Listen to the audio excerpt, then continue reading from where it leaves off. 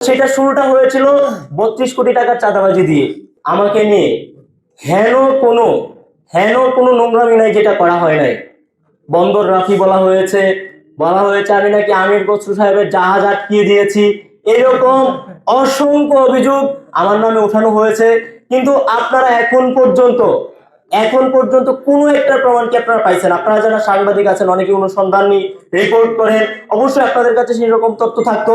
এবং সেটা শুরুটা হয়েছিল 32 কোটি টাকার চাঁদাবাজি দিয়ে। আপনারা এই নিউজটা এবং পরপরই দেখেছেন সেই নিউজটা ডিলিট করা হয়েছে। সেটার কোনো নির্দিষ্ট ভ্যালিড কোনো সোর্স ছিল না। কিন্তু এই দুঃসংবাদ যেমন বাতাসের সাথে ছড়ায়, ক্লিয়ারিফিকেশনটা ততটা স্প্রেড হয় নাই। এই নিউজটা সারা দেশের মানুষের কাছে যেভাবে ছড়িয়েছে, কিন্তু আমি যখন স্টেটমেন্ট দিয়েছি, আমার এখানে বলা হয়েছিল যে 91 লাখ টাকা বিকাশে লেনদেন হয়েছে, কিন্তু আমি স্টেটমেন্ট দিয়েছি 58,000 টাকা বিকাশে আমার লেনদেন হয়েছিল। 7 মাসে, অক্টোবর মাসে সেই নিউজটা পাবলিক হয়। এবং সেই নিউজটা পাবলিক হয় প্রথম একটা ছাত্রলীগের ফেসবুক আইডি থেকে। সেই ছাত্রলীগের ফেসবুক আইডি থেকে নিউজটাকে কপি করে, মানে পোস্টটাকে কপি করে নিয়ে বাংলাদেশ প্রতিদিন নামক একটা অনলাইন পোর্টাল সেই নিউজটি করে এবং 10 মিনিট পরে সেটি সরিয়ে দেয়। আমি যখন কমপ্লেইন করি যে আপনারা কিসের ভিত্তিতে এটা দিলেন, তারা বলেন ভ্যালিড সোর্স দিতে পারছিলেন না। এবং সেখানে যে ছাত্রলীগের আইডি থেকে পোস্টটা করা হয়েছিল অনেক মিস ইনফরমেশন ছিল। বলা হয়েছিল 91 লাখ টাকা আমার বিকাশের লেনদেন হয়েছে, কিন্তু মানে একটা বিকাশের তো একটা লিমিট আছে। পার্সোনাল বিকাশ অ্যাকাউন্টে আপনারা জানবেন যে মানে এত টাকা লেনদেন হয় না, মান্থলি একটা লিমিট থাকে। তো এখানে কোনো রকমই হচ্ছে তথ্য উপাত্ত প্রমাণ কেউ দিতে পারে নাই, শুধুমাত্র এটা বিতর্কিত করার জন্য।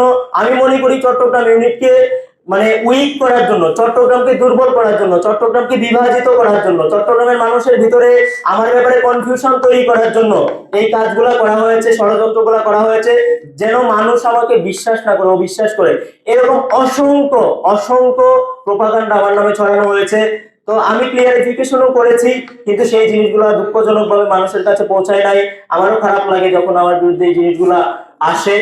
এখন আমি যেটার সাথে ভাই জড়িতই নাই, যখন এই নিউজগুলো শুনি তখন আসলে মানে জায়গা থাকে না বলার। তো আমি বারবার হচ্ছে ফেসবুকে আমার ভেরিফাইড আইডি থেকে জিনিসগুলো ক্লিয়ারিফিকেশন করার চেষ্টা করেছিও, কিন্তু সেটা মানুষের কাছে সেইভাবে পৌঁছায় নাই। এবং পলিটিক্সে আপনারা জানেন প্রতিপক্ষকে ঘায়েল করে হচ্ছে তার মানে বিভিন্ন ভাবে প্রোপাগান্ডা ছড়িয়ে। তো আমি যখন দেখেছেন যে অভ্যুত্থানের সময় আমরা সবাই এক ছিলাম, অভ্যুত্থান পরবর্তী সময় আমি বিভিন্ন রাজনৈতিক দলের সমালোচনা করেছি এবং তারা সেটা ঐক্যবদ্ধভাবেই সম্পূর্ণ করেছে, যার ফলে মানুষের মাঝে বিভ্রান্তি ছড়িয়েছে, প্রোপাগান্ডার ফলে মানুষের মাঝে বিভাজন তৈরি হয়েছে এবং এনসিপি ছাত্র শক্তির অবস্থান চট্টগ্রামে নড়বড়ে হয়েছে। কিন্তু আমরা সেই জিনিসগুলো ওভারকাম করে আবার নতুন করে শুরু করছি, ইনশাল্লাহ এখন এবার আমরা সফল হব।